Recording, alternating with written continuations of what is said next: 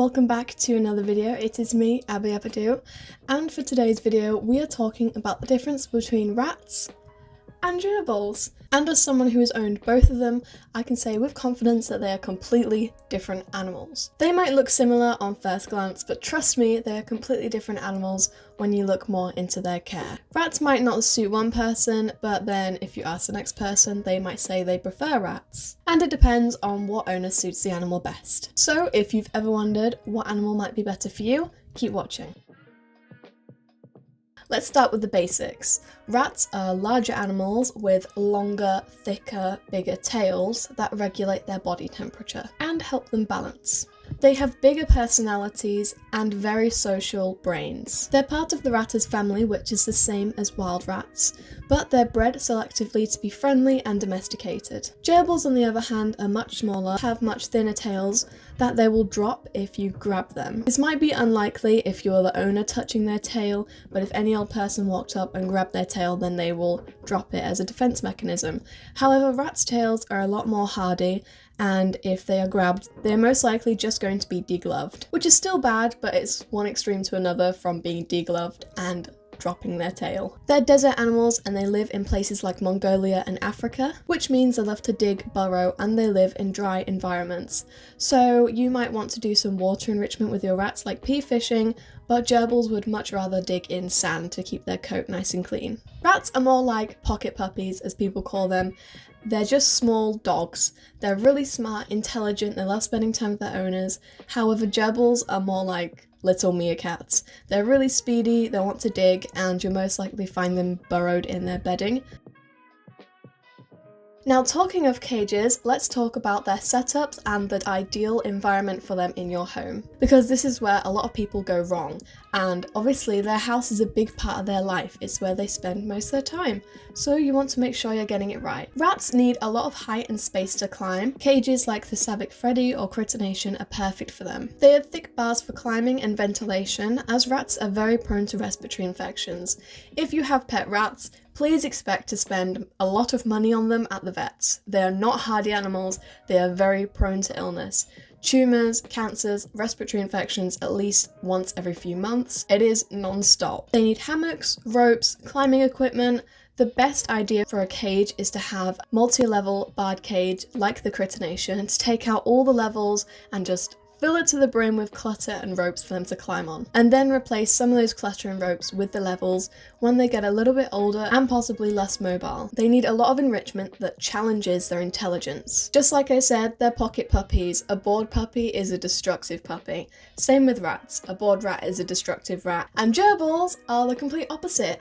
They need extremely deep bedding, up to 30 centimeters, which is why many people will buy an IKEA Detolf and lay it on its side, or a big tank and split it in half, so you have a deep bedding side and a low bedding side. No barred cages, because they will kick all the bedding out and they will escape. The reason for having a deep bedding side and a low bedding side is because if you have a food bowl, a wheel, whatever in their cage, if it's full of that much bedding, it's just going to get buried and you're never going to see it again. Rats love hanging out on platforms, but gerbils prefer disappearing underneath all their bedding. So do you want a digger or a climber? One similarity though is that they are both crepuscular, which means that they are awake at dawn and dusk. So around midday you won't see them, they'll be asleep, but very early in the morning and in the evening, maybe late at night, on and off during the night, you'll hear them. So these pets might be good options for your kids if you're willing to put up with their extensive care, because they are not nocturnal, which means they're not going to be loud at night. However, that's not to say gerbils aren't loud. They do dig and scratch and chew,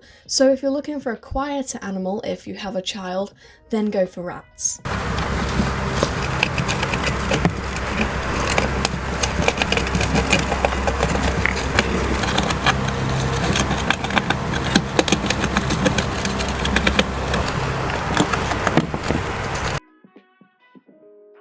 Both species are very social, but in completely different ways. Rats need company from other rats, and you need to be able to free roam them or get them out, or at least interact with them every single day. Ideally, you want to house them in same-sex groups, unless you're breeding, which you shouldn't be. They form very tight-knit hierarchies and form genuine bonds with each other and with you. And they genuinely enjoy human interaction. You can teach them tricks, recall, and even play games like tag or tug of war.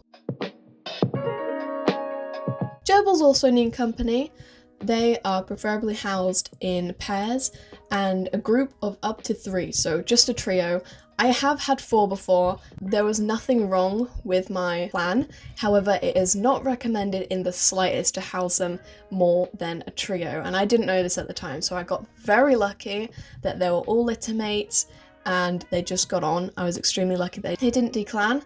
However, if it's your first time or just in general, please make sure you are only housing in pairs or 3s. Declanning means that their bonds break and they can fight, and gerbils fight to the death. Once that happens and they draw blood, they cannot live together ever again. Rats rarely declan, but they can be hormonal or territorial, especially males. So both do need friends, but rats do generally bond more with their owner than gerbils. Gerbils can bond with their owner, obviously, but not as strongly as a rat. If you want a cuddly and interactive pet, then rats are the way to go. Gerbils, on the other hand, are more of a watch and observe kind of pet. Of course, you can handle them from time to time, and some might tolerate it, but they're fast and twitchy when they're young, and don't love to be held and picked up for long periods.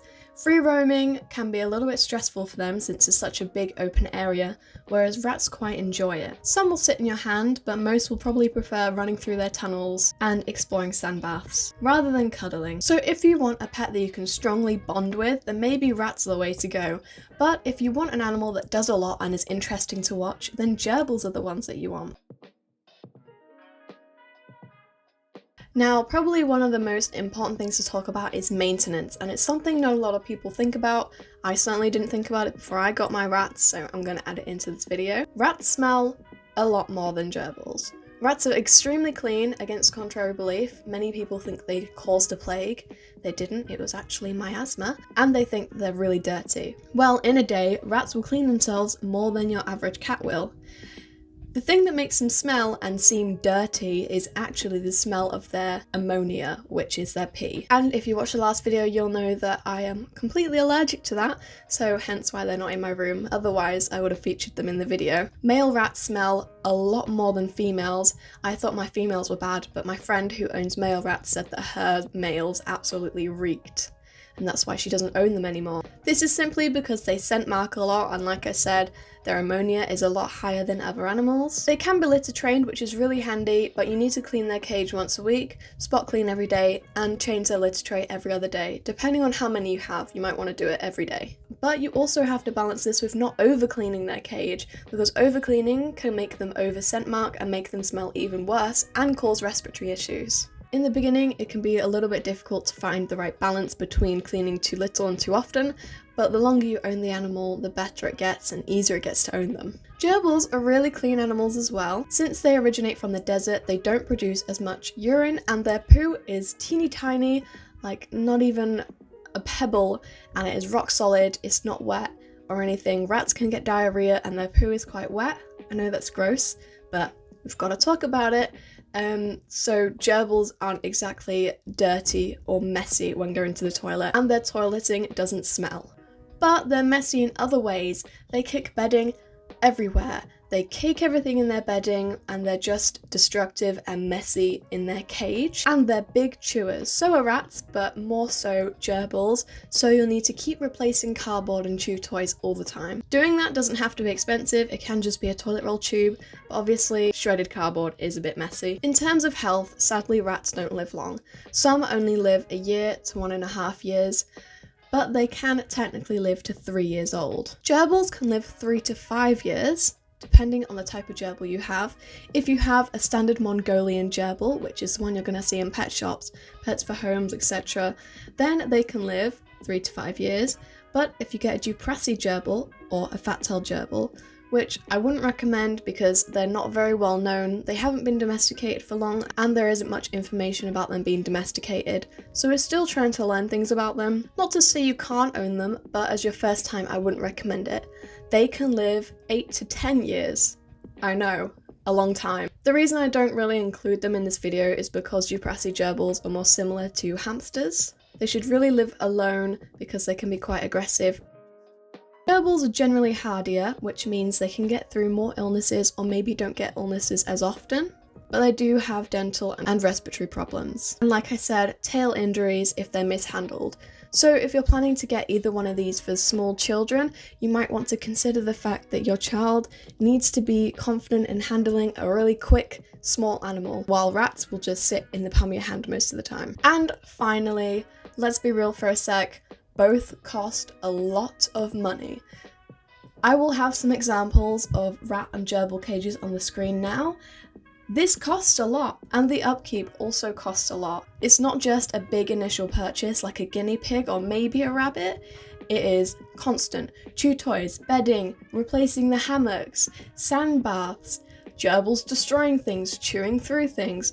It is a constant conveyor belt of you basically just handing them your money, they're chewing it up, and then you give them more money. Rats eat more, they need large cages, the vet visits are extortionately priced, they need ongoing enrichment, which enrichment doesn't have to be expensive, but again, it can be, and that's just another thing you might want to think about, and this can all add up over time. Gerbils are cheaper to feed and to keep and cheaper to purchase, but of course they still need a proper setup, not a pet shop starter kit.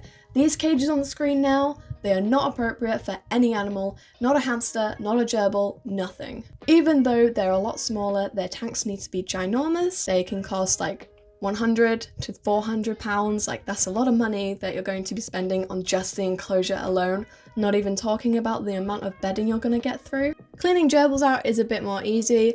They usually use their sand bath as a toilet, and then you replace the dirty bedding maybe once a month. But you're still going to go through a lot of bedding and a lot of sand, and sand isn't cheap. So how do you choose? Pick rats if you want an affectionate, trainable pet, daily interaction and bonding, and a companion that recognizes you. Pick gerbils if you want a low odour, active pet to watch. A fun tank setup to decorate, though I may argue that setting up a rat cage is very fun, and a pet that is more independent. Both deserve way more respect than they get, and both can make absolutely amazing pets if you are the right person for them and they are the right pet for you. So, are you team rat or team gerbil? Comment down below and let me know. And let me know if you have owned either of these pets and what your experience was like. I loved owning both of them, and I'm actually considering owning gerbils again. So I've been doing a lot more research to refresh my memory, hence this video, because I've gotten a little bit fixated on gerbils at the moment, so I feel the need to spew my information at the internet. If you have enjoyed this video, come back next Sunday at 5 PM so you never miss another video. And until then, bye-bye!